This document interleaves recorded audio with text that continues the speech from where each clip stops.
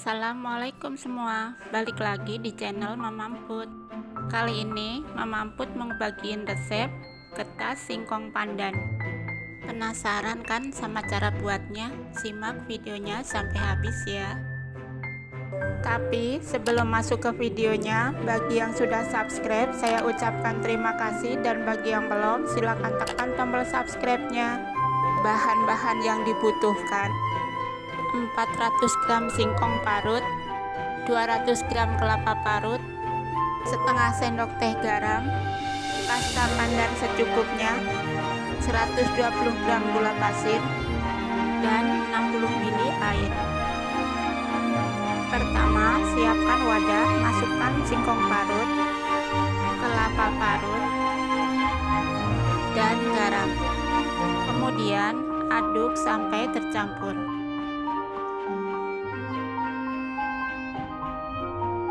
Setelah tercampur, tambahkan pasta pandan secukupnya. Aduk sampai tercampur rata. Setelah tercampur rata, siap kita bentuk ya. Ambil adonan kira-kira seberat 30 gram.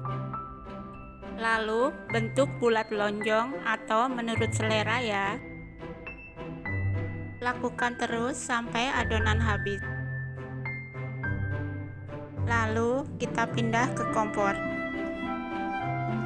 Setelah minyak panas, masukkan adonan yang sudah dibentuk. Masukkan adonan secukupnya aja ya. Lalu ini digoreng sampai matang dan kecoklatan ya. Jangan lupa dibalik supaya matang merata.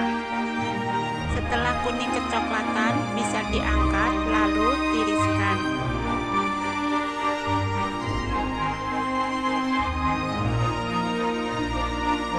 Goreng lagi adonan sampai selesai ya. Untuk balurannya, di wajan masukkan gula pasir dan air. Nyalakan kompor di api sedang cenderung kecil ya. Ini dimasak sampai gula larut dan mengental, sambil diaduk supaya nggak gosong. Dan ini sudah mengental ya. Lalu masukkan kue yang sudah digoreng, lanjut aduk sampai merata. Aduk terus sampai gula mengering. Dan ini gulanya sudah mengering ya. Dan getas singkong pandan siap disantap. Rasanya enak banget, manis, legit jadi satu.